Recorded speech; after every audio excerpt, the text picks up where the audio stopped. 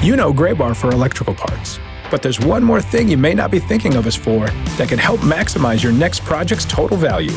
Our pre-project planning services are designed to help you win the bid, save on labor costs, and keep your installers productive across your entire build. The sooner you call us, the better. Because when we're there from the beginning, we can anticipate your needs and help you solve problems before they become problems. Yep, Gray Bar does that.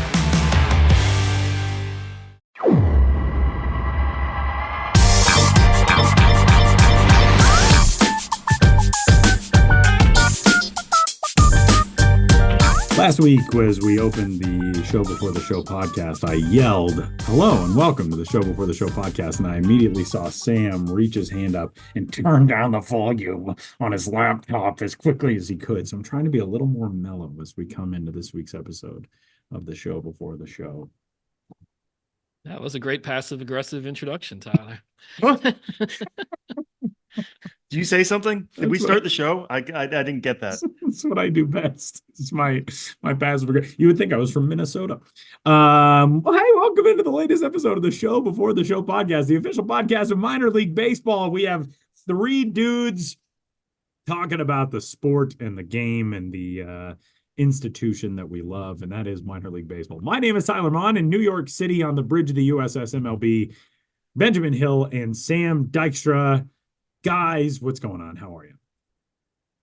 We're good. Yeah, things are good. This is another one of those weeks. I feel like people ask us all the time, like, how do you run a podcast in the off season? Yeah. And here we are on February 1st. There will be baseball played this month.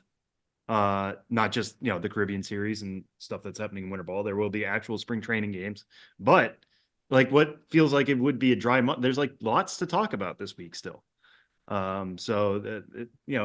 It's just a nice reminder. Baseball is always happening, and it's right around the corner. Yeah, we are content kings.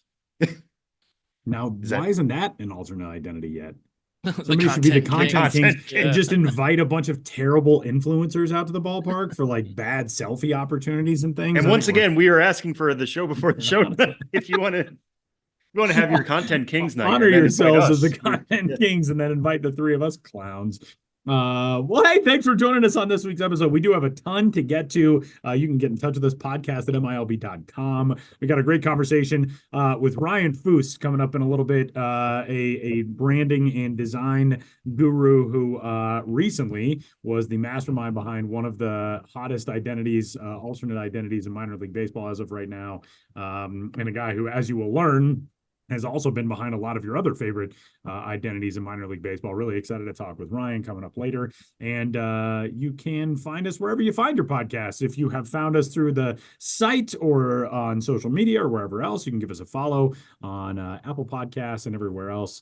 And with that, let's dive in on this week's episode of the Show Before the Show. We have another alternate identity to kick things off that is a fascinating one because it kind of pays tribute inadvertently to a bygone team in minor league baseball, but it's also just paying tribute to its own thing. The AA affiliate of the Milwaukee Brewers, the Biloxi Shuckers, have come along with a Mardi Gras themed identity that harkens back to a team that is no longer on the minor league landscape. I know that's not the point of this, but of course it was the first thing that I would imagine the three of us thought of when we saw it. Ben, give us the breakdown on this new Biloxi identity. Yeah, Biloxi Shuckers, Gulf Coast of Mississippi. They have released the Biloxi King Cakes alternate identity, Biloxi King Cakes. And that is a reference to the king cake, a very popular dessert that is served and eaten during carnival season.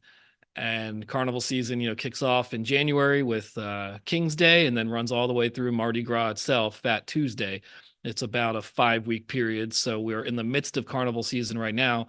And Biloxi unveiled that identity on January 31st at their home of MGM Park in the midst of carnival season because they said, hey, yes, New Orleans might be better known for celebrating, the carnival season and Mardi Gras in particular, but Biloxi has been doing it in an organized form since 1908. It's the oldest Mardi Gras parades and celebrations in the state of Mississippi. They have a long history, with that sort of culture and celebrations as well. And they wanted to do something to explicitly recognize it. So they are the king cakes. The logos are designed by Brandiose. It features wait for it, a kind of intimidating looking, sneering, anthropomorphic king cake. That's hard to say. King cake.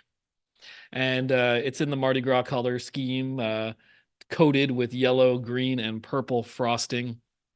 And as I said, it's their very first alternate identity. The team is entering their, not 10th season, but they're coming up on 10 years. They played their first season in 2015 after relocating from Huntsville, Alabama, where they were known as the Stars.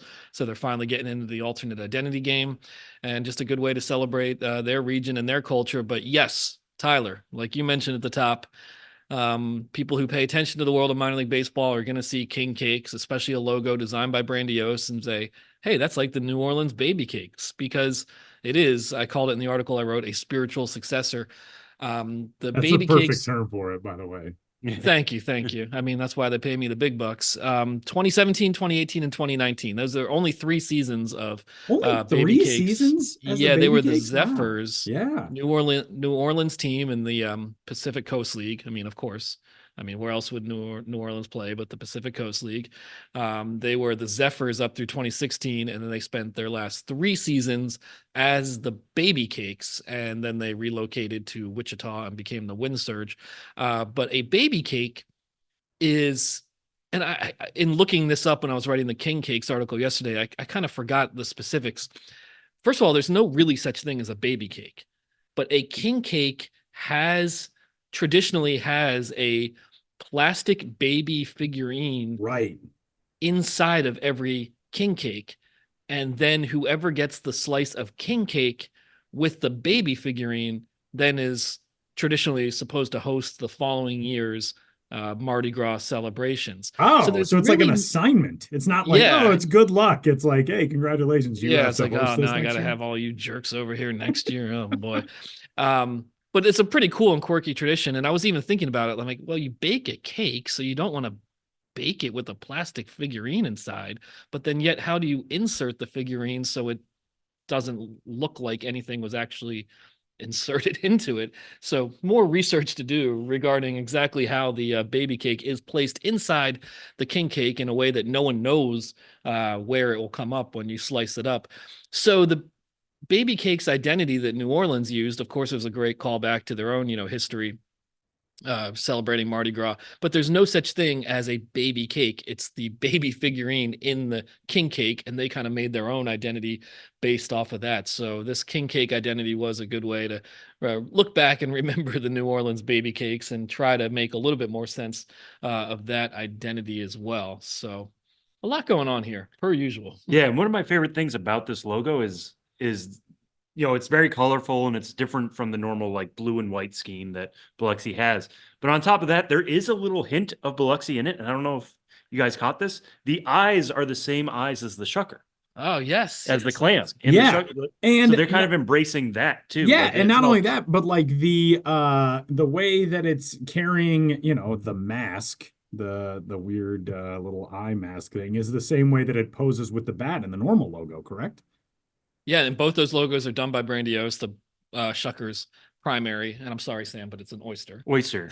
It's not the actual physical person who's the shucker. It's the oyster about to be shucked, I guess. Yeah. That makes sense.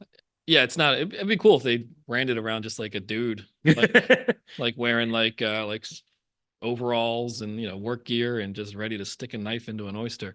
But they're the Shuckers. The oyster is depicted in the logo, and you're right, guys, those are the same eyes and done by the same companies. So I guess they were able to just be like boop boop, lift those eyes off the dock, put them on a king cake, and surely the first eyes in logo history that have been utilized for an oyster and a cake. Yeah, I feel pretty confident in saying that. Pretty. And maybe this is a step towards making the Biloxi eyes like on par with Lake Elsinore for the most famous eyes in minor league baseball. Yeah, just keep going down. Let's start that rivalry. Whoa. The Chattanooga Lookouts have outpaced Chattanooga Lookouts, yes, both of those teams for years. Yes. That's true. I Very gotta fight famous for my eyes. gotta fight for my Chattanooga friends. No, that's totally fair. Yeah, maybe we'll have to start a bracket of best eyes I and kind of MiLB. like that idea. I do too. Yeah, Lake Elsinore. I mean, in Chattanooga's case, they're the lookouts, so eyes kind of make sense. It's like, hey, look out, use your eyes and look out. I mean, it also references the Lookout Mountain. But in Lake Elsinore, it's an interesting story because they're the storm. So their original logo was those eyes in a storm cloud. And just somehow over the years, they're like, these eyes look really cool. And they just took them out of the storm cloud and just had them exist on their own. We should do an all eyes episode one day. I agree.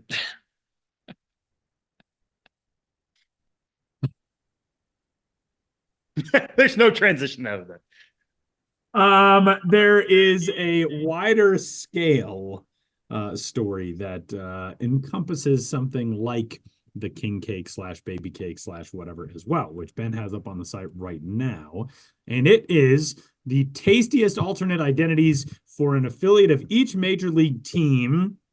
And I gotta say, I wish that I had thought of this before this morning, but we should have done like a power ranking of which of these do you want to try the most. But first off, Ben, take us through. You got to search through all the systems, all the affiliations, all the food identities, and you put together. Is the characterization of these your favorite for each system, basically? Not necessarily, but that is a format we use. For articles on MLB.com and MILB.com, X from every organization. It's a good way to incorporate every major league organization into a story and in the process highlight 30 minor league teams. So first of all, it was just going through in each organization. And fortunately, I've been doing this long enough. I didn't have to do a ton of research for a lot of organizations. I was like, oh, they have this and this and this.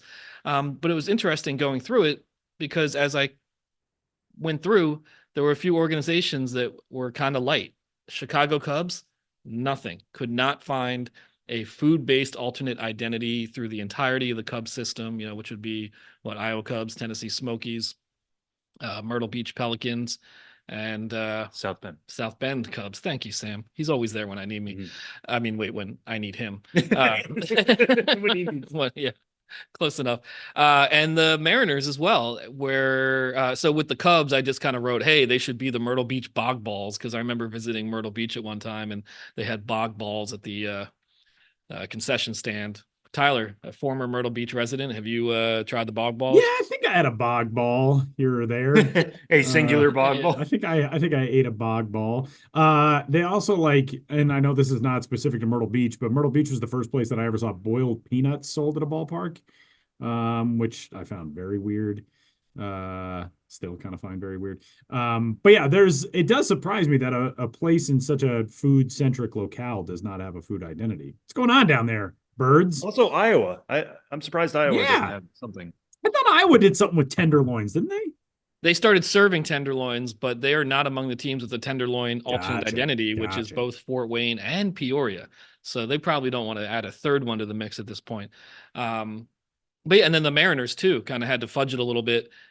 Just said, hey, there's a team in their system called the Modesto Nuts, so they represent every day, but that's because it could not find a standalone alternate identity.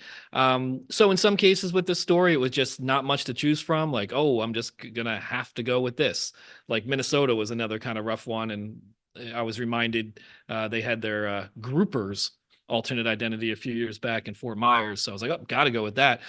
Other ones, it was just like you had multiple teams in an organization that each had their own multiple identities, and it was just a smorgasbord. So maybe in some of those cases, I pick my favorite. But, in these articles too, you're thinking like, well, what is really popular, or might just trying to discern the mind of the average reader, what might people most want to see, or, what do we just have the best available, graphics and images for. So, there's a lot that goes into picking this. And while, I wrote the story and my name is on the byline, I told your friend of mine, Josh Jackson, who celebrated a birthday on January 31st. Happy birthday to Josh Jackson. Happy birthday, Josh. And I said, put your name on this too. Because even though he didn't, really write much of it, he is the producer. And a story like that incorporates so many things. So many teams, organizations, a video component at the top, getting all those graphics in the right place. I mean, links to buying all the gear. Yeah. And I said, Josh, put your byline in it, and just, Mr. Modest wouldn't do it. So I think Josh Jackson should have credit for it. He is a Hall of Famer. He was born on January 31st. Nolan Ryan, Ernie Banks, Jackie Robinson, Josh Jackson. That is an illustrious quartet. But anyway, he helped a lot on that story. I think it's a fun one to read, fun one to put together. Check it out. What is it called? The tastiest alternate identity from every minor league system. There's a lot in there. One thing I would like to see from alternate food identities moving forward is something we can take from, the Portland Sea Dogs and their main bean suppas. I mean, we talked about that identity before, but like lean into an accent too. One of the great things about all these places incorporate is that your local pronunciations of things. Yeah. So like your Phillies pick is the hoagies. Yeah. Which like I don't know how you spell hoagies in a Philly accent. There's a definite Philly accent with hoagie. But water ice. Well, that is a team that you could have picked here too. Like that is another example. I would like to see more of that. Yeah, they actually did that, Lehigh Valley, where their Italian water ice identity was spelled Wooder for the way it's pronounced, water ice. Yeah, hoagies, I think in Philly is basically pronounced as it's spelled, but it's that kind of like hoagies. That's not I grew up in the area. You're the one who's only going to be allowed to say that. Yeah, I grew up in the area, and I'm not very good at doing it, but yeah, there's definitely a kind of elongated vowel sound. Hoagies, whatever, I'll work on it. I would like to at least pick out like your I made a list while we were doing this. It's blurred. I made a list while we were doing this of the 5 that I most want to try. You don't have to do 5, but I do want to hear like among the things that are on here. I want to try all of these. Like there aren't any that I really look at that I think like, no, I don't think I would have that. The only one that I find like kind of I don't want to call out a team for what I'm not gonna do that. There are so many of these that I'm like, yeah, absolutely, I would want to try. But what are the ones that if you had to pick, give me some of the top finishers for you. Then you want to start, or you want me to? Well, putting it together. I mean, and hey, now we're in a dream world where I'm not really worried about celiac disease one way or the other. Yeah, right. And you get to throw all that to the wind. Although I do think I still, gravitate towards those because it's what I eat more often and like. So, well, whether gluten-free or not, like I know Rochester plates. I mean, it's technically a garbage plate. They just went with plate because I think the name was probably trademarked by the restaurant Nick Tahoe's that started that whole trend. But I know they're disgusting looking, but I love that kind of food, like some French fries, chopped up hot dogs, and meat sauce. You can have mac and cheese in it, on a plate is, when I'm hungry, that kind of thing, especially like more late at night, just sounds like the thing to do. And, then Kannapolis Q's, it's just barbecue, but, you just go down that barbecue thought trail and, there's a lot of really good, barbecue out there. And I don't know why I'm so meat centric today. I'm trying to eat less meat, but, a Wisconsin brat. It's just they do them well up there. Great uniforms too. Yeah, and great uniforms incorporating not actual suspenders and lederhosen, but suspenders and lederhosen are incorporated into that German themed identity. So there's a few of mine that just pop into my head immediately. Samuel, I mean, this is probably saying a lot about me and how much I gravitate towards sweets, but I mean, my love of cider donuts is well established on this podcast and in the world in general, but also. Whenever you have a good churro, man, good churros, like very few things in life hit like a very, very good warm churro.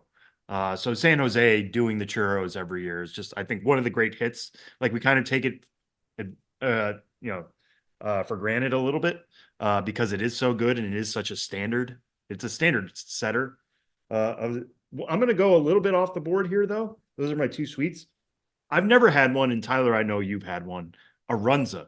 For some reason, every time I see the Omaha Runzas logo, it just makes me want to try one so despere's Tyler. Yeah, baby. Tyler once again did not even have to get up from his seat to procure a cap. Thankfully, it was within arm's reach.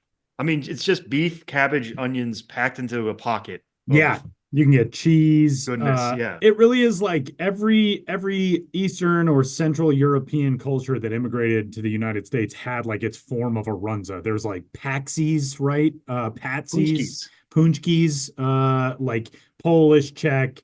Runzas, I think the background for runzas is Czech also. But yeah, like every culture, especially that seemed to settle in the Midwest or the upper Midwest, they all had it. It's just like it's like a pocket of dough. It's like a calzone for Italian people, but it's like, not a sauce in it. Instead, it's packed with this other stuff. Yeah, I'm a huge fan. Yeah. I mean, in the same way, like California burritos makes me hungry for California burritos. Right. And plus their look is always great because they've got like the tinfoil hat look. Yeah. Which is another thing you just associate with burritos. Halfway. It's such a simple little thing. I'm not eating the tinfoil, to be clear. Tinfoil Don't hat. eat tinfoil hats, kids. Yeah, tinfoil hat has different connotations. It does have a different connotation. Yeah. Aluminum foil, I guess I should say. Yeah. But like still, like I just love those little touches. That's like, what is everything you think about with this food stuff and how can we pack it into a look? And they did a really good job with that as well.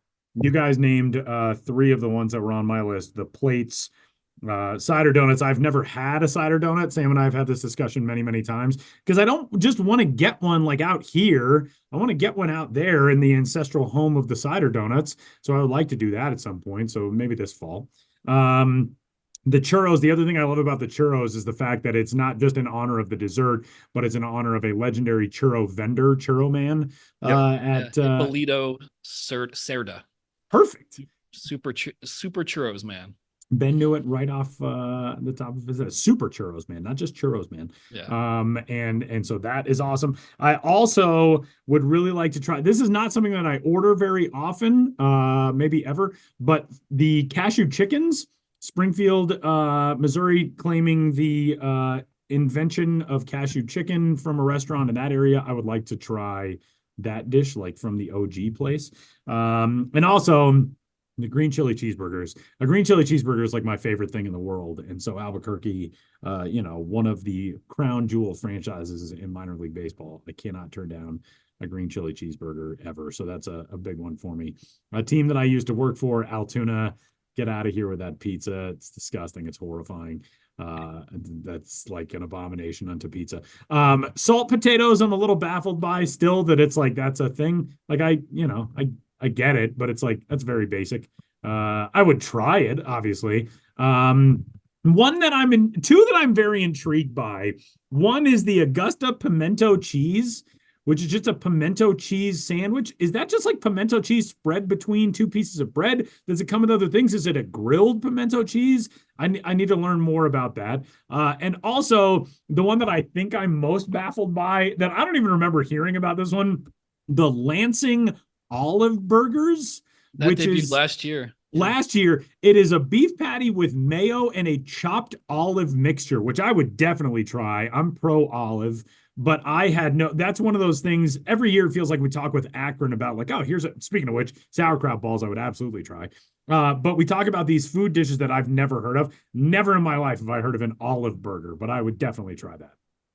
Yeah, I hadn't heard of that either. And apparently there's an annual Lansing Olive Burger Festival. So the Lugnuts did that around the time of the Olive Burger Festival. I don't know its origins in Lansing. And they had Joey Chestnut out to the ballpark to set an olive burger eating world record, which, I mean, I guess there had been one, or maybe they just called him in to just establish it. Like, all right, we're going to have like the greatest dude in the world at this really weird and disgusting thing, just set the record. And he did it. So Joey Chestnut, legendary competitive eater, has the olive burger eating world record, which he set at a Lansing Lugnuts game. What a world. All right, guys, let's move on to our final topic before we get to our interview for this week. The Indianapolis long scope of AAA baseball over the last couple of generations has been graced by the presence of one Razor Shines. And Ben, you learned this week that Indy is going to be doing a tribute to one of their longtime heroes in their recent baseball history. Yeah, Razor Shines played, believe parts of 9 seasons with the Indianapolis Indians, almost exclusively when they were a Montreal Expos affiliate, beginning in the year 1984. He the team won a lot of, they were in the American Association then, but they won several titles during that time. He had some, huge clutch hits, and he was just a beloved player for the better part of a decade in that AAA city. And one of the things that made him kind of over the top popular is that the PA announcer at the time, a guy named by the name of Ken Hunt, just started, who knows, it just popped into his head, but just started introducing him. And I can't do this well. Tyler, maybe you can a little bit more, but just like a razor shines, really, I don't know if he actually rolled the R, but, just really drawing out that R. And I think just the fact that he was a good player, was with the team for a long time, and always had that really specific introduction just cemented him in the team's lore and history. So at the end of this season, the 2024 season in September, they're having Razor Shines weekend, and they're retiring his number 3 at the ballpark. And, this is a franchise that goes back something about 120 years. And so to retire a guy's number and recognize him as, arguably the most popular player in the entire history of that franchise is really something. And I visited Indianapolis last year, and I talked to Howard Kellman, who's a franchise icon in his own right. He's been with the team since, I believe, 1974. And he told me the same thing. Like, he is a, encyclopedia of Indianapolis baseball history. And he said, Razor Shines was just, the guy. So I love those kind of things, celebrating guys who you might know. I know Razor Shines, I believe he was a first or third base coach with the Mets a little bit. He was in the major leagues, for parts of several seasons with the Expos. He has a name outside of Indianapolis, but I love those kind of players who find a way to kind of become heroes in a AAA city and always remembered. So that inspired me in the newsletter, and I hope you are subscribing to the new subscription link at this point. I don't have the URL handy, but please just subscribe to my newsletter. Figure it out, people. I really would appreciate it. No, seriously, I appreciate everyone who subscribes. But anyway, in my newsletter this week, which is came out on Thursday, and in a standalone article, I used that Razor Shines promo that Indy announced to write about Razor Shines a little bit, and then call up some other, AAA International League heroes. So there's more you could go with, but I have Jeff Manto, who in the late 80s with the Buffalo Bisons just tore it up, for his 4 seasons there. And they retired his number. Again, an organization that, has roots going back to the 19th century, retired Jeff Manto's number. Of course, King Mike Hessman in Toledo, the all-time minor league baseball home run leader, who hit more home runs for the Toledo Mud Hens than he did for any other team, on his way to hitting 433 minor league home runs total. Sean Kazmar, a more recent one, who is the all-time Braves organization AAA hits leader. And he did that playing for the Gwinnett Braves / Stripers through the years. And he also, appeared in the major leagues in 2008. And then he got a brief call up in, 2021, 22. But he had this ridiculous amount of time between major league appearances. But he spent a lot of that interim racking up a AAA hits record with Gwinnett. And there was one other guy I had. Who was he? It's going to bother me. Well, one that came to my mind, and somebody we were talking about before, was Ryan Fitzgerald, right, the Worcester Red Sox, who got picked up by the Royals in the minor league phase of the Rule 5 draft this year. So he went from the Red Sox to the Royals, and the Woo Sox essentially threw him a going away party because he was known so well by that community. He was like kind of a decent utility player, moved around a little bit. Never really got his shot proper with the Red Sox. That's why he was left vulnerable in the minor league phase of the Rule 5 draft. But everybody in Worcester knows him as Fitzy. They used to sell gear with his name on it and his likeness on it, just saying Fitzy, because he was a local folk hero. And to see a player getting a going away party was just a new thing. I don't think he's going to necessarily get his number retired by the Worcester Red Sox someday, but still you can tell how much of a character and how beloved he was in that city. Yeah, that's a great example. Have a AAA name from your childhood that you've really hung on to all these years? Like, I lived in a AAA city when I was little before it became a big league city. Ben, you were close to minor league cities. Sam, you were close to minor league cities. Was there like a guy who you really latched onto? Yeah, I have 2 names that pop up, very random. First of all, the one I forgot to mention is Corky Miller, the Louisville Bats, catching, he was a catcher, the hardest, most demanding position, and he retired and had his number retired with the Louisville Bats, as the all-time franchise games played leader. because he had two stints with the club, one in the early 21st century and then another in early 2010s. And he was known as much by the end for his, facial hair and his Fu Manchu mustache, as he was, for what he brought to the field. But anyway, to go back to your question, Tyler, going to Scranton Wilkes-Barre Red Barons games in my youth, just two names that always stuck with me, and none really, made too much of a dent elsewhere, I don't believe. But Steve Scarsoni and Jeff Grotwald are just names that I remember. Names. I remember just thinking like those guys are great, and being excited when they played for the Red Barons in the early 90s probably. So yeah, those are two that come to my mind. Sam, what do you got? Mine is, and I try to think about this every time I go to a minor league ballpark or every time we cover games just on the site in general, because every night you don't know what's going to happen at a minor league stadium and who's going to take something away from that. I went to a game, I don't know, it was early 2000s, late 90s in Pawtucket when the Red Sox AAA affiliate was there, and Michael Coleman homered twice. Which, like, to those of us who cover minor league baseball every day, a 2-homer game is not the most standout thing of all time. But for me, that was just like, he's the greatest AAA slugger to ever live. Yeah. The guy went deep twice in one game, and he became my guy, Michael Coleman. He was like in the Yankee system for a bit. I think he got a brief cup of coffee with the Red Sox, which might have happened before I even saw him. But then all of a sudden, he's just a name that it's stuck with me close to 25 years later. So that's all it takes is like just going to one game, having one guy stand out. It doesn't have to be Jackson Holiday or Jackson Churio. It can be some random left fielder, and they become folk heroes just that easily. That is that reminded me real quick. I went to a Clearwater Phillies game with a friend of mine who had a house in Florida in the 90s and saw a player named Dave Doster hit a couple home runs, and he became my friend Joe and I's favorite player based on one Clearwater Phillies game. Then I went to a Reading Phillies game the next year, which was the only Reading Phillies game I went to in my youth, despite it only being an hour away. But Dave Doster again hit a home run, had a great game. So then David Doster was my guy.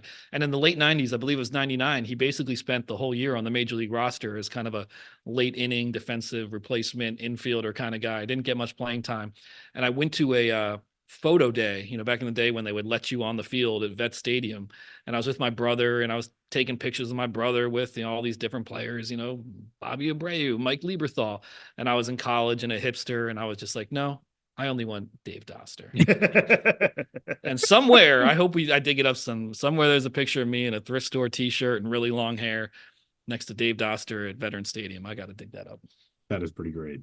For me, by the way, this is a player who could have tied all the three of us and Josh Jackson together, because early on in his career, he played for Reading, Portland, Maine, and Scranton Wilkes-Barre. But then he later spent parts of 3 seasons with the Denver Zephyrs at AAA, and his name was Jim Olander. And very similarly to Razor Shines, he had a very distinctive public address announcement, which the PA guy would say, Jim and he would hold the O forever and then say Lander. And I remember thinking Jim Olander was like the greatest baseball player to ever live and not get a crack at the big leagues. But in my defense, in 1991, in the pre-Humidor era of baseball in Denver, he, as a member of the then AAA Milwaukee Brewers affiliate, in 134 games, Jim Olander slashed 325, 405, 484. But he was not much of a power hitter. He had only 9 home runs in playing that many games at Mile High Stadium. But still, I thought Jim Olander was a legend. And he also helped lead the Denver Zephyrs to the 1991 AAA Classic Championship, which used to be, people forget this, they used to play a best-of-7 series between the top 2 AAA finishing squads. There were 3 AAA leagues at the time, but they would play a partnership series between, it was the American Association and the International League. They would play a best-of-7 back then. So now we have the AAA Championship weekend and all that. Yeah, very different time. Jim Olander, whatever you're doing these days, somebody's keeping your name alive. We salute you. We salute you. Real men of genius. All right, dudes, let's pivot to a very fun conversation that we got coming up on this week's episode. Ben, give us the synopsis. Yeah, well, Tyler mentioned it up top, but we have Ryan Foose of Fooser Studios a logo designer, professionally for over the last decade. Done some work in minor league baseball, most recently with the Jersey Diners, and seeing his work on that alternate identity, inspired us to get in touch with him and learn more about him and his career. So here's Ryan Foose of Fooser Studios.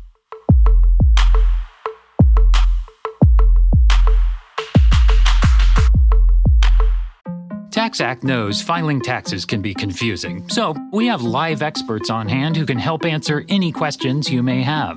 Questions like, can I claim my SUV as my home office if I answer work emails in my car? If I adopted 12 dogs this year, can I list them as dependents? And, am I doing this right, or am I doing this very, very wrong? Our experts have the answers to those questions and many others. TaxAct. Let's get them over with.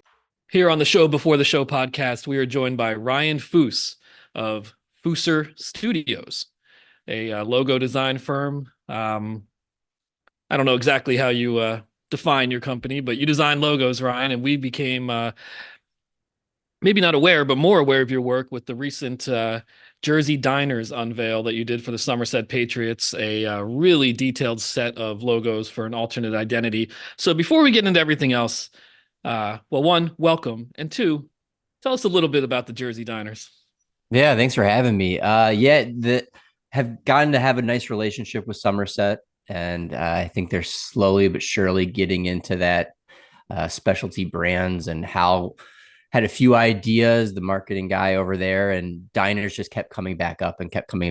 And when you see the connection locally and statewide for the diner community, it only made sense that we'd kind of deep dive into that, and went through a bunch of different iterations, and it just kept coming back to coffee, which is, I think, as they mentioned and was written about by you guys, that it's the first cup of coffee. It's the first thing you're asked at a diner. It's neutral among everybody, that it's not a waitress or a cook or anything like that. It's this simple ceramic off-white mug that kind of is a staple regardless of what diner you're in Jersey or nationwide. So it was a really, really fun project to work on, and surprised that it's taken off the way it has, but it's been really awesome to see. Yeah, so that's obviously one of your more recent works, but I think people will be interested to understand and know a little bit more about how one gets into this line of work. So let's now back it up. It says your studio was established in 2013, but what's your background and what led you to pursuing this line of work? It was in college and sitting in a 1-bedroom apartment, realizing that I keep wanting to get into sports design, but I hadn't done anything with it. And so dropped everything and entered contests and cold called and did the thing that I think a lot of creatives do in this world of just trying to get your foot in the door. And at some point made some fictitious teams. One was, if you're familiar with Ybor City, it's a Cuban neighborhood outside Tampa. And made a cigar smoking rooster that somehow got the attention of a VP of marketing, Kurt Hunziker, at minor league baseball. And that same week, they were having discussions about, we need to get an internal design team going here at the HQ, and joined them as head of brand development for like 2 or 3 years. And we did Copa and Fun to Be a Fan, and really started pushing initiatives that we thought were a stepping stone to really being an awesome part of minor league baseball and showcasing why it's special. So yeah, it's been a nice run of then working for Fanatics and the NFL and MLB departments, and now at BetMGM doing user interface. So last decade has all been in sports, and it's all been in design, but it's all been very different and weird and interesting. And Fooser ends up being this kind of collect-all umbrella of nights and weekends, and the wife sometimes doesn't appreciate the amount of time that's spent in the studio, but get to work with a lot of fun people and a lot of awesome projects. Yeah. So when you describe what you do, what your job is, how do you sum it up? The so-called elevator pitch, just a brief description. I think it actually ends up turning generic. It's like a sports creative, because you got a little bit of branding, a little bit of marketing. It's a little bit of, how are we writing and talking about it in a copyright type of way. And so sports creative, I love talking about sports, and I love talking about design. And the best part about, especially the baseball community, whether it's journalists like you or the owners of teams and all that, is I think we all have this love affair with this sport and are willing to take as much time as possible to kind of discuss all the intricacies and things that make it awesome. Mm-hmm. Yeah, and Ryan, as you've gone through this career, starting with Ybor City to where you are now, to working on these Jersey diners and especially the Copa identities, how would you kind of describe your style? Bold, simple. I think it's try to be fun. I think I've grown it as a designer of you always want to add something special or unique, and I think it ends up getting cheesy. So I've kind of left that behind and definitely make sure that it fits the style of the city or the community that we're designing for. But ultimately, we just want to make something that looks good on a hat. It's the best part is the baseball cap is so international. Doesn't matter gender, age. It's a baseball cap. So if it looks good on a hat, you're 3/4 of the way there of creating something that's really, really fun. Mm-hmm. Yeah, and looking at some of your Copa identities that you have on your website, you have the elote, you have the flying chanclas, the monarchas. Is there any one of those that was your favorite to design at the time? The first one that we really, really dug down into was the Vegas Rays de Platas, and it was, I think skulls are always cool things to draw anyways, but then you start adding a silver tooth in there. The colors worked out so well. I think it was a really cool history statement, and we even had at one point we were talking with the guys out there of doing a night game where they are that kind of sugar skull and a day game where they're the miner. So they have kind of this night and day human skeleton version. So I think there's still some legs with it, and I'd love for that kind of updated and see what we can do. But I think that one stands out as the first real true on field from my side. But then the colors and everything just really worked out well. Mm-hmm. Yeah, and I want to ask specifically about the flying chanclas too, just because I feel like that's become maybe the iconic brand of Copa, just in terms of the way it's spread around. It's become, it went viral when it came out. A lot of people who understood what abuelas can do with a simple flip flop got really excited about that concept. But it is so simple because it is just a flip flop that gets put on a hat. Take us through just the design of that, not trying to do too much with the logo, but just letting it stand for itself.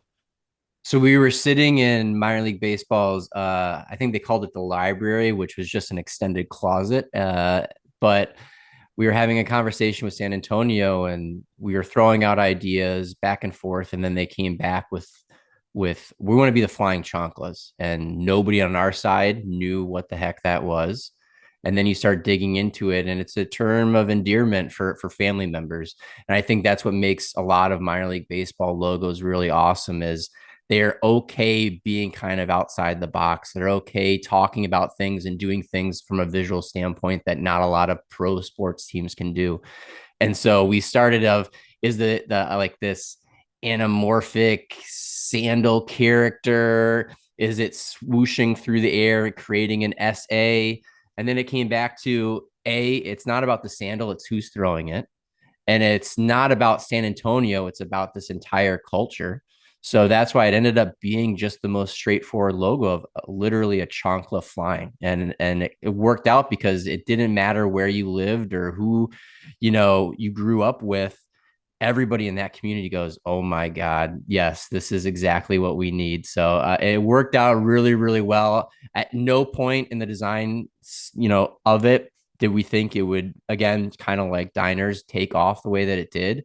But man, when that dropped, I think it was really one of those that it was a goofy name, but it had really true, strong meaning that connected with a lot of folks. Ryan, when you look back on kind of the formative things, especially growing up, that really drew you into being obsessed with this career path, what were either some of the logos that you loved, or just some of the things that made it such a romantic, mesmerizing thing that you knew you wanted to get into it for your life? So I was a hockey guy growing up, and so a goalie mask is so badass. Like, it's just the greatest thing in the world. And so I think it was like one of those things of, 95% of them are taking the team brand, but making an illustrative version of it. So it's not just the Boston Bruin B. It's all of a sudden this bear that's coming and scraping down the side and all this kind of stuff. Or your Avalanche, there's a Yeti all of a sudden showing up on a mask and all that. So Howler, yeah, Howler, that's my guy. It's my guy, Howler. So I think that's what it was growing up. Is I had a roller hockey helmet that I must have sanded, primed, painted, sanded, primed, painted maybe 3,000 times. Like there was probably a good quarter of an inch of paint. And not saying that any of the paint jobs were great, but it was this thought of, a lot of I got made fun of at one point in college because the professor was asking, well, how'd you get into creatives? And somebody said, well, I used to color with crayons. And he's like, what 12-year-old didn't color with crayons? But the difference for me was thinking about those drawings, but then how are they applied, which I think is a big difference between what looks cool and then saying, all right, I only have this 3-inch by 3-inch chin. Do I put the goalie's number there? Is it some secondary element? So it was the goalie mask of hockey that really started saying, not only can you create the brands that's on the front of the sweater, but then all of a sudden these secondary illustrations that I really thought were cool. This is the coolest thing in the world to me because 6-7 months ago, I started playing roller hockey again for the first time since high school, and I am a goalie now. So if you have a tutorial on sanding and coming up with a design and painting it, please send it my way. Especially if it's Howler, the Avalanche, the missing Avalanche mascot from the early 2000s, because that's a passion project of mine. Ryan, when you got into, creating these identities for minor league teams, so much of it is the local cultural I guess identity, for a lack of a better term, but there's so much that you need to learn about a specific place. And the thing that's cool about Copa, like you said a little while ago, is it doesn't have to be necessarily tied just to a location because it's a cultural thing. But when you do come up with a location specific idea, like the food identities and other alternate things, what is the research process like for you to put yourself in the shoes of a fan in Somerset or in Albuquerque or wherever to nail down on, okay, this is what I want this to feel like for this community? Yeah, sometimes it's heading up to these cities. Sometimes it's the beauty of YouTube is there's 50 videos for every subject matter in the world. I also rely a lot on the teams. And I know that kind of sounds like a slacker answer, but they need to be the most knowledgeable of the subject because they're the ones interacting with fans when they come to the ballpark. Well, why'd you do this? Why'd you come up with this? They're selling it, they're marketing it. So they need to be the owners and kind of experts of each of these brands first and foremost. And then the nice part about that is they can start reconnecting with the community on a different level. So, all right, hey, we're doing this brand, but all of a sudden we're including this nonprofit and this group and this group. And all of a sudden people that might not have come to the ballpark are intrigued because it's something to do outside of baseball. And so really just kind of finding out these little knickknacks and what makes it really custom that, Jersey Diners was ultimately, going with the stainless steel and the checkers, I think is kind of normal. But then you go like a Midwest diner, it's not as bright and colorful and it doesn't have that retro feel as a lot of those do. So it's a matter of just really digging down either locally or working with the teams to say, what are you hearing? What are you seeing? What are people wanting? Because they're the ones that are going to ultimately buy the stuff.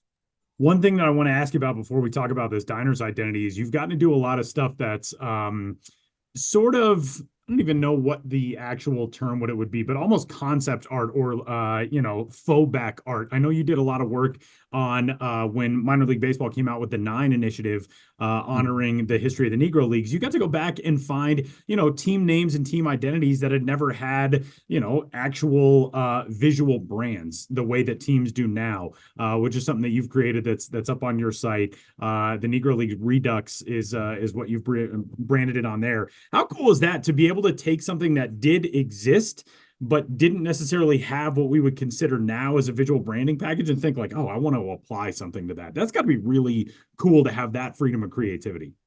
Yeah, and it was a passion project, and it was this concept of you have this barnstorming team from 1923, and you guys know all too well. There's a lot of baseball history where it's blank hats, maybe a letter mark that was really generic, but ultimately they didn't have a brand. They might have had a name and everything like that. So it was a passion project where it didn't necessarily want to touch many of the bigger, well-known teams, but more so as like the Memphis Barber Boys or something like that. And Louis Armstrong had a team down in New Orleans called the Secret Nine. And I'm just like, this is the kind of stuff that should totally be a thing.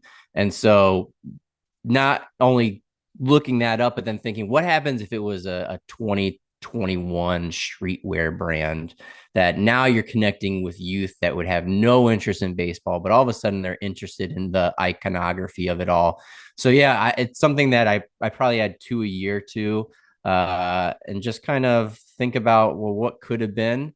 And maybe one of these days, the Jumbo Shrimp will take me up on an offer, or the Redbirds out of Memphis to be like, hey, maybe we will do something like this. But shout out to those guys. You know where to find me when that time comes. But yeah, it's just, there's just so much history. And that's what is so amazing about baseball is every sport has history, but baseball just has a next level between affiliated, unaffiliated, independent, barnstormer, sandlot teams. I think there's just so much awesome history that needs to be told, and we've only scratched the surface of it. And Ryan, speaking about history, your personal history, where are you from, and where are you based out of now? So living in Tampa, Florida, we moved down here a decade ago. I thought this was a short-term thing, and now we're still here. So, but originally born in Boston, grew up in Wisconsin, so a little bit of everything. But went to school in northern Wisconsin at UW Stout. Went to grad school at NC State down in Raleigh, and so yeah, just always knew I wanted to be a designer. I think that's probably the easiest decision I've ever made. Was while a lot of peers in high school were thinking about where the hell am I going, I applied to one school and one school only, got into their design program and said that's it.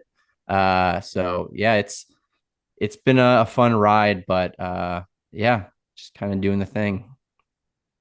Yeah, and with the Somerset Patriots Jersey Diners identity, I think they'd become familiar with your work because you did their Copa identity, the Zorros.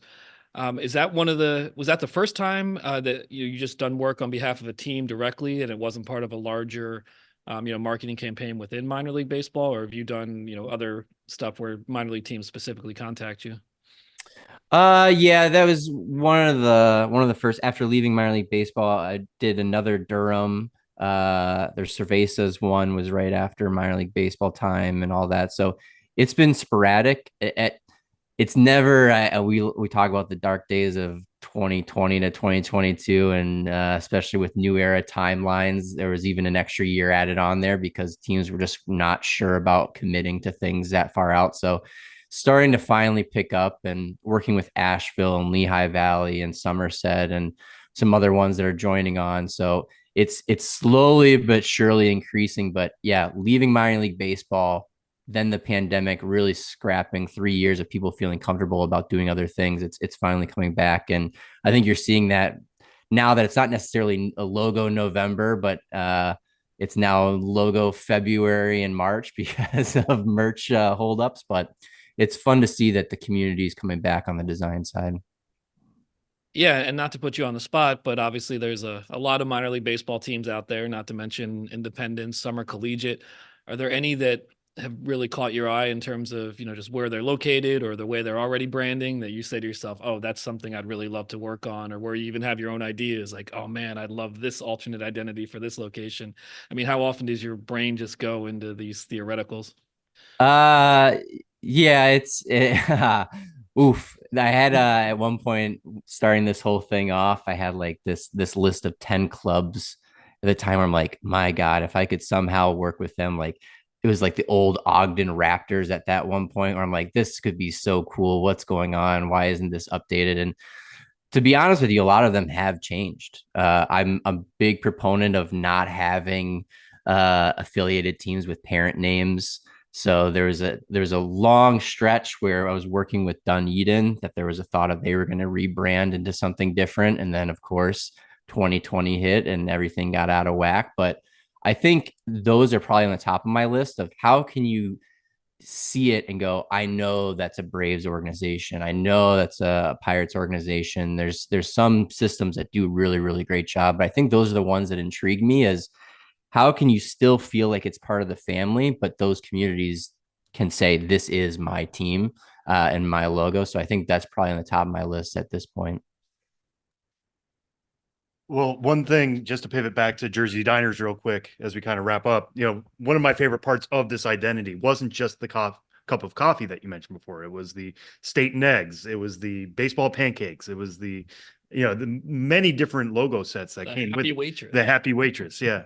How many of those did you pitch to them, and how many of those did they come to you with in terms of like, hey, we just want a lot of different looks. This is not just one thing we're doing here. It was probably a 50-50 split. I know for sure they're like, we want a coffee pot for sure. We want pancakes for sure.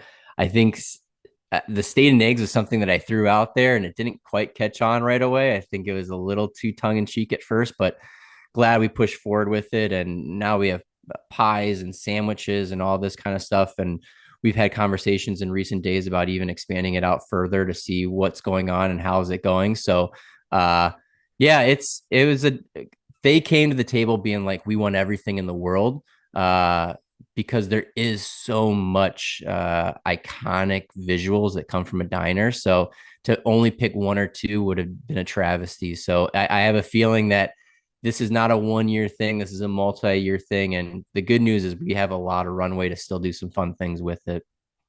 The wide array of logos that are so good for the Jersey Diners is the thing that stood out. Like ordinarily we'll see an alternate identity and there's one logo and you're like, oh, that's the money logo. Every one of these logos is so good. And you don't have to speak to this specifically with the Jersey Diners because I don't want to tip anything if this is the plan, but do you kind of get the opportunity now, especially with a little bit more runway with life somewhat being normal these days after that 3 years, like you mentioned, where if you design a suite of logos like this, in theory, you've got 4 or 5 years now where, okay, this year the coffee cup is the main thing. Next year, it's the happy waitress. The year after that, it's the steak and eggs. Does that play into kind of coming up with some of these identities where it's, okay, well, yeah, we can do this for year number 1. And then year number 2, we could focus on this element and all of that. Yeah, I think the way I set it up, at least as of late, is the primary logo is neutral. All right. It's a coffee mug. Everybody gets it. It has diner qualities and retro qualities.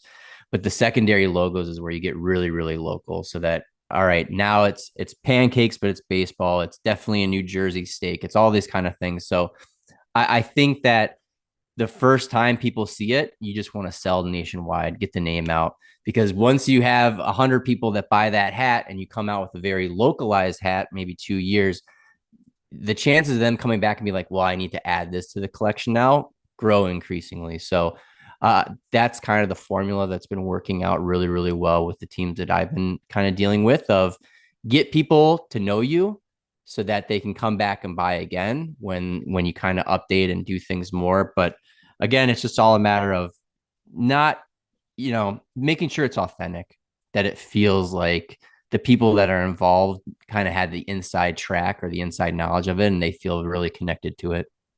I gotta say, one of my favorites is the coffee pot. And one thing that I did not realize that somebody pointed out to me that I found very interesting is that the lid on the coffee pot is the orange decaf indicator. Yes. Instead of the cap. Is that just a color contrast thing? What's the thought? Like, there are so many layers to all of these logos that like the average person looks at and probably doesn't think of. But having that pointed out to me, I was like, oh yeah, that's a really good point. I wouldn't be surprised if there's a nod to, let's say, a little death to decaf type of vibe going on at some point in the future. So there will be a coffee pot that is for the caffeinated junkies like myself, but there also is something for everybody, and so it's a nice pop of orange color, and it will be used in the appropriate manner in the future. I very much need death to decaf on the t-shirt when you launch the caffeinated coffee pod, because that is fantastic. Ryan, this is the reaction to this one has been so good. What's been and it doesn't just have to be the Jersey Diners. I know you've got some of your work is in the National Baseball Hall of Fame with previous identities you've gotten to do. What's been some of the coolest reaction that you've gotten to things that you've done over the years? Anytime somebody's dumb enough to get one of my logos tattooed on them, that usually is pretty far up there, where all of a sudden I'll get a text message from a team being like, somebody came by the ballpark, the arena, look at their leg, and you're like, that's awesome. But amazing. what bet did you lose? And how did I somehow become a part of it? But But yeah, it's just also the stories. I remember when the mariachis dropped, I had somebody message me that said, my grandfather and great grandfather were mariachis. And when I saw that, being a sports fan, it just hit in a different way. And I almost got emotional over it, that I can actually wear a hat that I have some family connection to. So you always hear those kind of stories of, hey, this happened and this, and it's really awesome. And it kind of filters out the negativity that I'll never drop anything that will be 100% universally loved. There's somebody that's going to critique it one way or another, but those stories that kind of trickle in where you can tell there is an emotional connection beyond it just being a local team, is just, it's really amazing, and it makes the work kind of all worth it. Well, I'm gonna get death to decaf tattooed on me. I just want you to that's what I'm doing. That's what I was about to say. Tyler, Sam, and I are headed to the tattoo parlor as soon as this interview is over. We'll each pick one of your works to get tattooed on a TBD body part. Vote now. Yeah. So we'll keep you updated on all that. But in the meantime, thanks so much for coming on the Show Before the Show podcast, explaining who you are, what you do, and looking forward to seeing more of your logo design work in the future. Thanks a lot. Appreciate it, guys.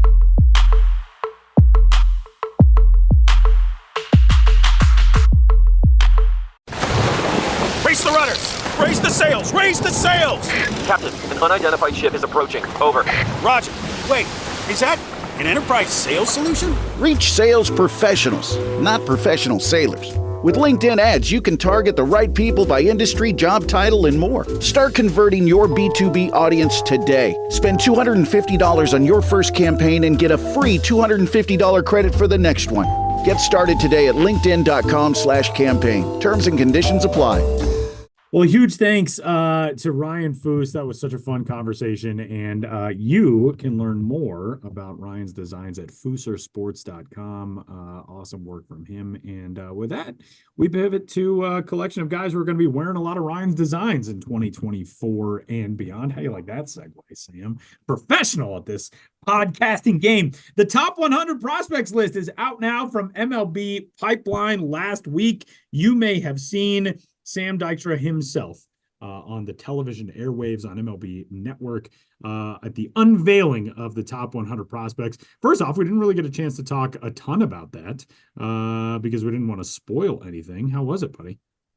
Yeah, so that was a lot of fun. I did some digital only segments, so they're only available on MLB.com, but I was on the MLB Network set with my colleagues Jim Callis and Jonathan Mayo, and Greg Amsinger helped lead our conversation. Just a lot of fun to see that thing behind the scenes. And one thing I want to shout out all of those guys who worked on that, as well as Dan O'Dowd, who did the network show, because everything you saw on TV was done in one take. Just incredibly professional. These guys really know what they're talking about, who they're talking about. It was all really, really buttoned up. And it was fun to see our number one overall prospect appear on the show. And that was, drum roll, but you probably already know it, Jackson Holliday. Jackson Holliday, Orioles. I also, my wife, Beth, who you know well, you were at our wedding. Beth said, whoa, Sam was on this show. She saw your post on Instagram. And I said, yeah. And she said, with this graphic, it looks like he is Tampa Bay Rays prospect number 58, Xavier Isaac. Because the screenshot that you posted, you were talking about Xavier Isaac, so they had his bio info. But it kind of looks like have you considered just showing up to Rays camp and being like showing that picture and being like, where do I need to report? I know some people at Rays camp, and they would not believe me for a second. They also know who Xavier Isaac is. There's no way I could confuse. And let me just say, Xavier Isaac, a very, very, very strong human. And yeah, I think he would be upset if I was trying to pull off myself as him. So, well, I spent the entire month of January working out. I worked out 27 days in the month of January, and according to my smart scale, I somehow lost muscle mass. So I'm the opposite of whatever Xavier Isaac is. So let's talk about this new top 100 here, Sam. First off, I just want you to give me, like, if you had to break down the 2024 top 100 in terms of storylines, things that we've seen where it's like, oh man, we've got a ton of, college pitchers in the top 10, or we've got a glut of good infielders or whatever it is. What do you feel like there is a theme to the 2024 class in the top 100? Yeah, I think there are a couple of them. Starting with just the amount of draft guys we have in this top 100. There are 18, I believe, from the class of 2023. Headlined by number 1 overall pick, Paul Skeens, who we have at number 3 overall. But you look at that draft class, and we were all saying coming out of it, going into it even, it was one of the most loaded draft classes in recent memory. And I think a big part of that, and this is something to always underline when we're talking about a 2023 draft class, the juniors in that class were eligible as high schoolers for the 2020 draft that was shortened to 5 rounds. So not as many high schoolers got picked in 2020. A lot more went to college. A lot of them got really, really good.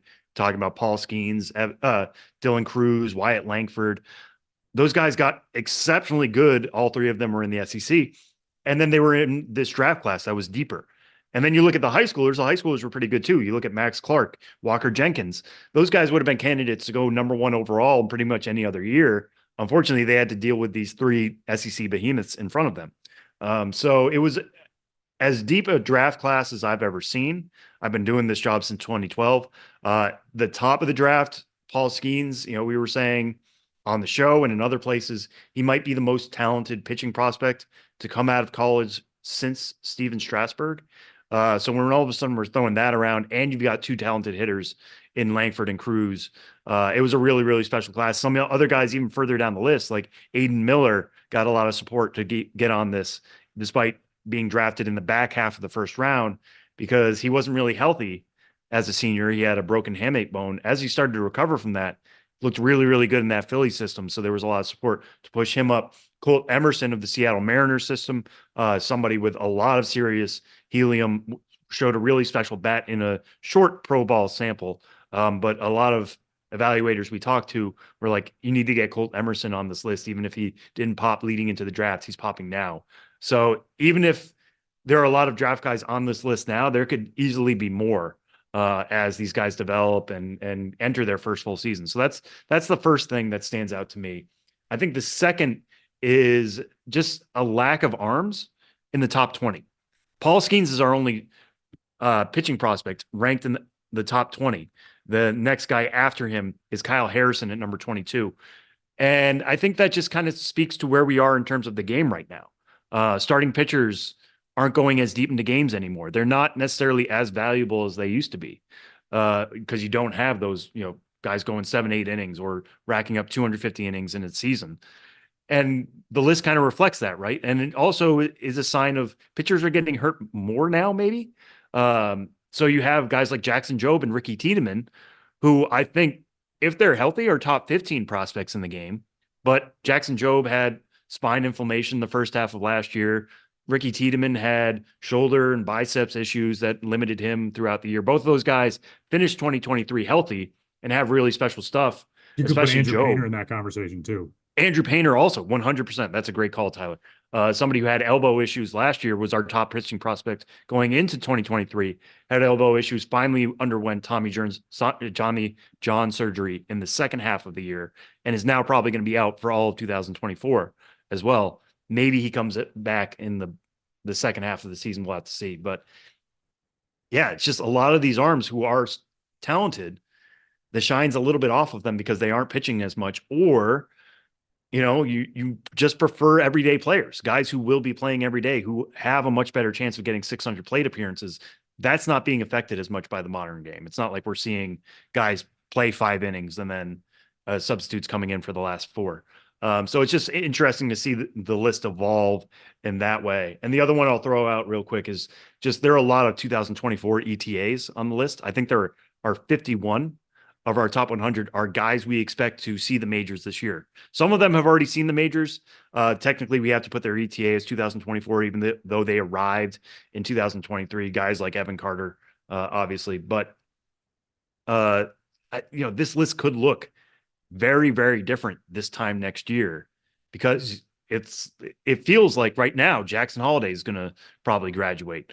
Junior Caminero is probably going to graduate. Evan Carter, even Wyatt Langford could graduate. Dylan Cruz could graduate. Paul Skeens. Like, it's going to be a really interesting debate this time next year who's the number 1 overall prospect, because a lot of these top names are probably going to come off the list.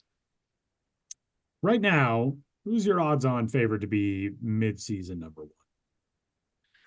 Ooh, mid-season. That's a good question because I think and we've talked about this before. Like, I think Jackson Holiday has a decent chance to make the opening day roster for Baltimore. Not like above 50%.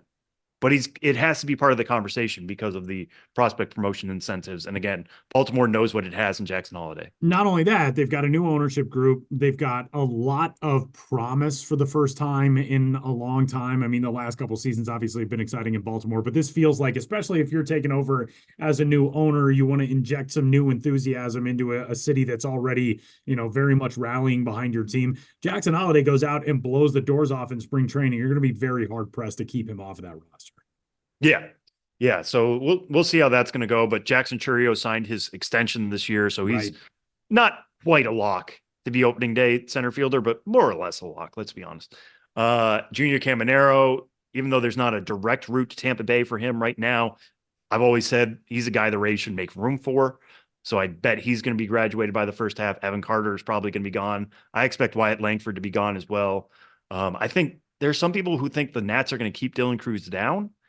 I don't agree with that. I think he's just too good of a hitter to keep down for too long. And the Nats really need to kind of turn that corner now and start showing fans like we have good prospects and they are basically ready. So Dylan Cruz, James Wood, those guys are going to be competing for spots in the major leagues in the first half, I think. I think the debate is probably going to be Ethan Salas versus Colson Montgomery versus Walker Jenkins. Ethan Salas, was our breakout prospect of the year last year, signed with the Padres, made Double-A at 17. I don't want to get too wrapped up in that Double-A conversation because the Padres always push their guys aggressively, but he was just so advanced defensively. Like I feel like that's something that usually comes on later for catchers because you have to learn how to frame, you have to learn how to work with pitchers. That only comes with experience. Ethan Salas was catching major leaguers last spring. Like they had him on the major league side a little bit in spring training, and guys came away wowed by how well he was sticking it, how well he was moving behind the plate. His arm is really good as well. I don't see a first half debut happening. I don't even see a debut happening this year necessarily. I bet he opens at high A Fort Wayne. But if he does everything he's capable of and continues to be plus defensively, he'll be right in that conversation. Colson Montgomery gets Corey Seager comparisons as a big shortstop who can hit for average and power from the left side. He's even said like he's aware of that. He embraces it. And Walker Jenkins, last year's pick for the Minnesota Twins at 5th overall, just seems like an absolute tool shed at 6'3", plus hit, plus power, above average running ability, can really throw the ball, just has all those pieces you're looking for in a potential 5-tool outfielder. I mean, Jackson Churio is kind of that already, and he's at number 2. Jackson Churio doesn't throw the ball as well as Walker Jenkins does, but he's already shown that ability to hit for power and show a lot of speed in center field. Walker Jenkins could maybe be that guy. He's not as fast as Churio. The power isn't playing as well as Churio's has to this point, but Jenkins has all the boxes ticked to be a number 1 guy, maybe by midseason, maybe by this time next year. Who is the most contentious prospect in terms of maybe where you were, where Jim Callis was, where Jonathan Mayo was? And not to say that it takes anything away from this prospect or these prospects, but it always seems like in evaluating talent, there are always 1 or 2 or more guys who it's just like people are all over the map on because you just can't pin down who they are as of yet. Yeah, a few I'll throw out real quick. Skeens, Skeens at number 3. Is very aggressive, and I totally understand that. He was somebody when I was ranking guys, I might have had below some of those bats from the same draft. But Jim and Jonathan covered the draft as well as anybody in baseball. They always have their ears to the ground. They're hearing what guys are saying about these draft prospects, and they were super excited about Paul Skeens. We saw him a little bit last year in the Pirates system, but what I was saying before about how the game is evolving in terms of pitching, and there aren't that many great starting pitchers, Paul Skeens can be that. He really can. Like we're talking about like Garrett Cole style starting pitcher. That is his type of projection. And if he's going to stick out head and shoulders above all other pitchers, you got to give him credit for that. So that's why he ended up at number 3. Evan Carter versus Wyatt Langford was a debate we had a lot of behind the scenes. I think Wyatt Langford hits the ball harder than Evan Carter. I think Evan Carter is faster. I think he is more likely to play center field. And guess what? He already has a World Series title. Like, guy could retire tomorrow. He's a World Series champion and was batting 3-hole for a World Series champion. It's just tough to argue when that floor is already so high for Evan Carter. We lean that way. We probably are going a little too safe on that. But again, we had people in our mentions being like, Evan Carter's already won a World Series. How can he not be number one? So that happened. The one who I think was toughest for me was Jacob Misiorowski of the Milwaukee Brewers. Misiorowski, pitch for pitch, might be just as good as Paul Skeens. The fastball is in the triple digits. The slider is absolutely disgusting. He yanks that thing and it makes a hard left turn. He makes guys look silly. He has a curveball that can look really good. He has a shorter cutter if he needs to command a little bit better. He doesn't really need his changeup, but that's something that could come along. It's just really, really good stuff, and it looks really good. Problem is, the guy doesn't hit the strike zone very often. He can get chase because that slider can really fool guys, and that fastball explodes up in the zone. He's got pitches moving every different which way. That's kind of to his detriment. I think he walked 40-plus guys in 70-plus innings last year. I'll get the exact number here in a second, but the command isn't stellar. And, you can argue that, yes, he was starting out his first full season. That's something that's going to have to build up. It was 42 walks and 71 in the third innings, by the way. But I know some evaluators out there who think he's a reliever, a really, really good reliever. And the comp I would use is that he's a right-handed Josh Hader. And we just saw Josh Hader sign a massive deal with the Astros. So there is value in being a right-handed version of Josh Hader. But where do you rank a guy like that? We put him at number 33 because if he stays as a starter, if those command tweaks happen and he's just average control, it's a potential number 2 starter in the big leagues, and could happen very quickly. Because in terms of quality of stuff, he doesn't need to do anything else. He doesn't need to add velo, doesn't need to add break to the slider. He just needs to find a way to throw it to the spot more consistently. So we could, be talking 5 years from now and be like, how is Misiorowski not a top 10 prospect in the game when we did this? We could be talking 5 years from now and being like, oh man, all the signs were there. The control wasn't good. He didn't deserve that high. So we kind of went for the middle spot between his ceiling and his floor, but I think both could be really exciting for Jacob Misiorowski. All right, Sam, as far as team-wide rankings go, there are franchises like the Orioles right now, the Cubs, who have an absurd amount of top 100 talent. And then there are teams like the Astros. The Houston Astros do not have a single top 100 prospect. Is there a team that you think would be surprising to the average fan in either their strength or maybe their comparative weakness right now? I know there was a question in the story on Pipeline about when is the next Astros top 100 prospect going to arrive. It's probably not that far off, but people would probably be surprised given the strength of the Houston Astros in recent years, built largely on prospect drafting, development, and graduation, that they don't have much of that top end talent right now. Who stands out in terms of the strength and maybe an eyebrow raiser and like, oh, there's not a lot with that team? Yeah, I mean, it's interesting when you look at the Astros, right? Because what did they do last year that actually depleted their farm system a little bit? It was that Justin Verlander trade with the Mets, and the Mets sent money with Justin Verlander to get better prospects. Those were Drew Gilbert and Ryan Clifford, who are now ranked number 53 and number 97 overall on our top 100. So the Astros do a good job of developing, I got to say. And Jacob Melton just missed our list, but was somebody in conversation at the very least. So would it surprise me if somebody breaks onto this list eventually from Houston? No, not at all. They just traded those guys for, one of the best right-handed pitchers of his generation last year, even if he was aging. And it seemed like that. We'll see how Gilbert and Clifford come along, but that might be a trade that works out well for both sides. In terms of teams that I think might surprise people, I think this might be surprising to people because, we do our farm system rankings every year, and the Orioles continue to rank at the top. And, we haven't voted on what our farm system rankings are going to be coming up, but it's not a spoiler to say the Orioles are going to be top 3 again and maybe number 1 again. But they're actually second in terms of most top 100 prospects this year to a team you already mentioned, Tyler, the Cubs. The Cubs have 7 top 100 prospects. I think that really snuck up on people on how good the Cubs have been in terms of developing the guys they have, but also going out and getting players. You know, that you look at the 7 who are in their top 100. Pete Crow Armstrong, acquired by the Cubs from the Mets. Cade Horton was their first round pick in 2022. Owen Casey, acquired from the Padres. Michael Busch was acquired just this offseason from the Dodgers because the Cubs looked at their first base situation and said, we need a first baseman. Michael Busch needed to get traded somewhere, so they found a loophole there, giving up Jackson Ferris, who's just off our top 100, but they gain another top 100 type, Michael Busch, at number 51. Matt Shaw has a ton of helium. He was their first round pick last year. Kevin Alcantara was picked up from the Yankees a few years ago. And James Triantos, I believe, was a second round pick of theirs in 2021. Yeah, 56th overall. So they've been done a good job of just identifying these types and getting them into the system. In some cases, we haven't seen Bush in the system yet, but allowing Pete Crow Armstrong to live up to his ceiling.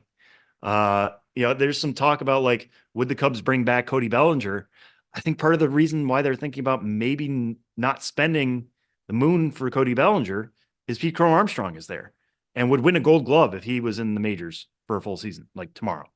And that glove certainly elevates his floor. Cade Horton, I know there are some people out there who think he's the best pitching prospect in baseball, which is a little bit of a stretch for me, but still, when they drafted him out of Oklahoma, he was still kind of coming back and had shown really special stuff in the NCAA postseason, but wasn't a slam dunk pick by any means.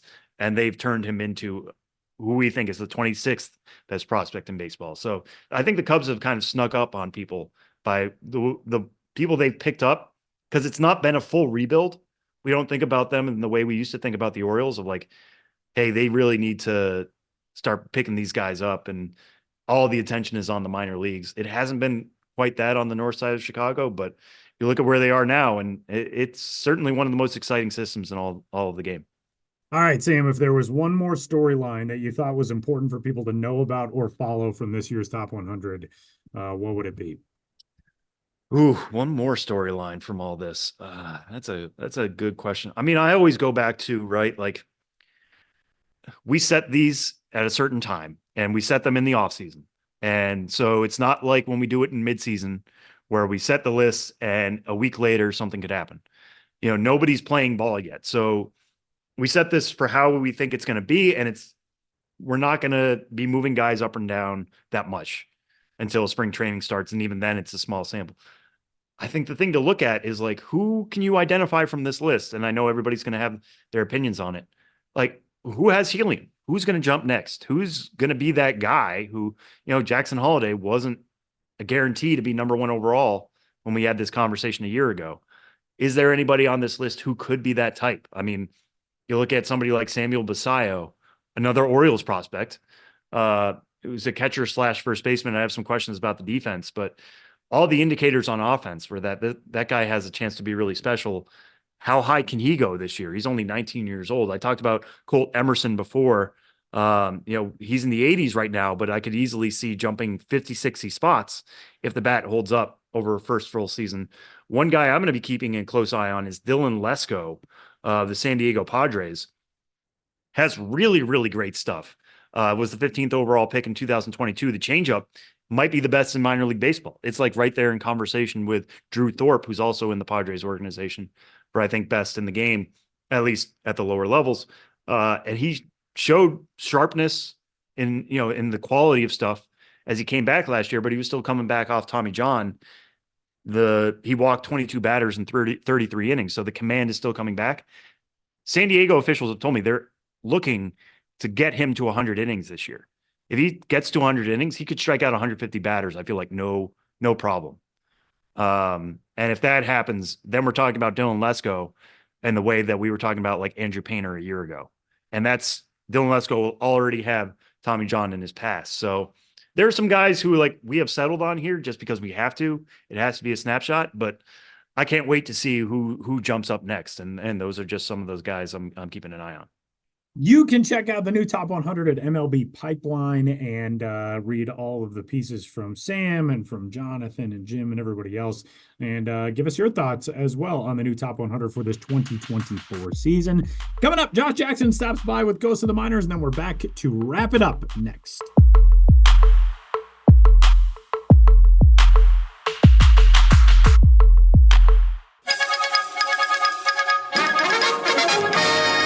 Interrupt this podcast to bring you another thrilling edition of Ghosts of the Minors. Now, here's your correspondent and host, Joshua Jackson.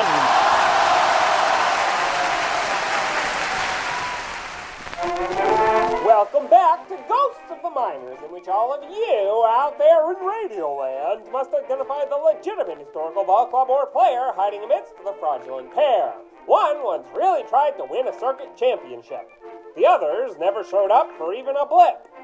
In the last segment, I asked you which of the following minor league baseball teams did at one time exist. A, the Henderson Plumbers. B, the Anderson Electricians. C, the Jefferson Janitors. What did you choose?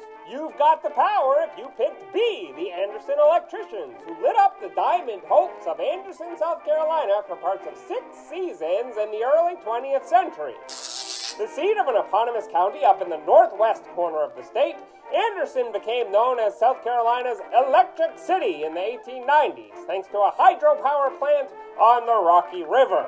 Our electricians got their start in the opening year of a new South Carolina League, 1907, but failed to spark much beyond a juicy scandal that summer.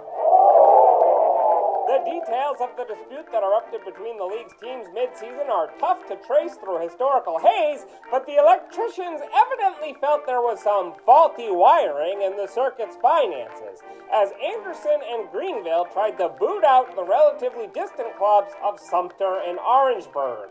The other teams in the league pointed out that Sumter and Orangeburg always lived up to their promise of paying visiting clubs $50 per game and refused. Threats ensued. The Orangeburg Times and Democrat noted, "The idea of Greenville going into the South Atlantic League is enough to make a horse laugh." And Greenville and Anderson must have gone into baseball to make money. At least we would judge so from the way they squeal about losing a little money to keep the league up. Such zingers zapped the electricians, who, along with the Greenville team, withdrew from the loop by August. But Anderson's team and their fans and their rival/ally Greenville team were back in the game with the formation of the Carolina Association in 08. That year, the electricians can be forgiven for lacking league-winning pep, as Greenville got a real charge from an unshot outfielder named Joe Jackson. Although Anderson was behind for most of its tenure, the electricians had no trouble keeping current in 1912. Winning the pennant with a 66-44 record and getting a circuit-best 191 strikeouts from hurler Paul Fittery, who fittered up to the major leagues in a couple years. But the Carolina Association itself fittered out over the following off-season, with clubs announcing their withdrawal over the winter months. By January of 1913, the whole league was gone. And that's how the Anderson Electricians were unplugged. Now, on to the question for next time. Which of these players couldn't get enough in the minors of yesteryear? A. Sailor Insatiable. B. Timmy Ten Tims. C. Joseph Moore Joseph. Want to know the answer? Get rapacious. Or tune into the next Ghosts of the Minors. But for now, you'll have to excuse me. My producer Ben Hill is calling me a liar, and I've got to bash him over the head with one of my many Sexiest Man Alive awards.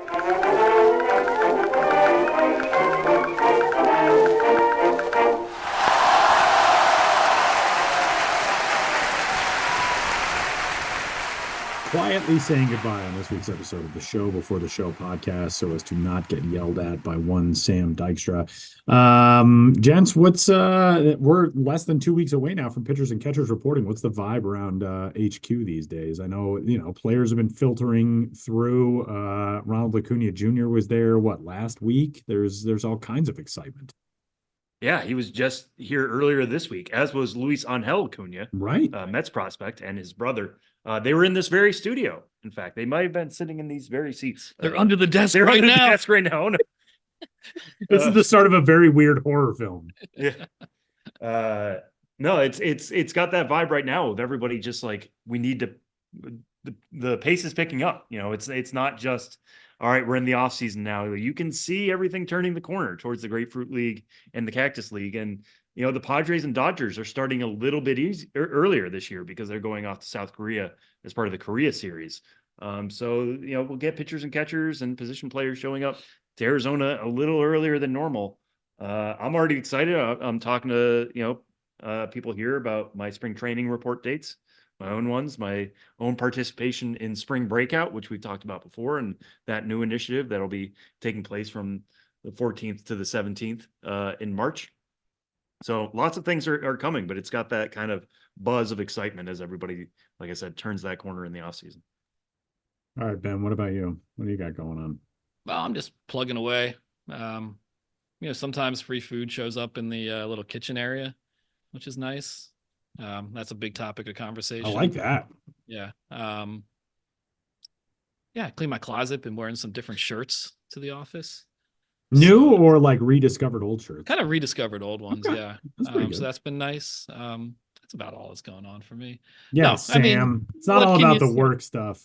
Yeah, what can you say? It's, you know, we're in February, and I think as this podcast episode is illustrated, there's always stuff to do, always stuff to talk about. We're seeing a lot of announcements, obviously, at this point regarding promo schedules, new alternate identities, new ballpark renovations being unveiled, et cetera, et cetera.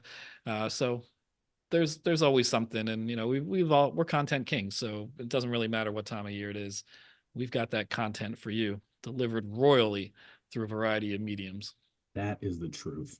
And again, if you want to get in touch, podcast at MILB.com. And that'll do it. Big thanks to Josh Jackson for stopping by with Ghosts of the Miners. And for Sam Dykstra, Benjamin Hill, and all the rest, my name is Tyler. Tyler, can you can you say goodbye to Jim Olander as well? And a huge, I just Googled Jim Olander, the voice of the Sioux Falls Stampede, which is a minor league hockey team, is named Jim Olander, not the same guy.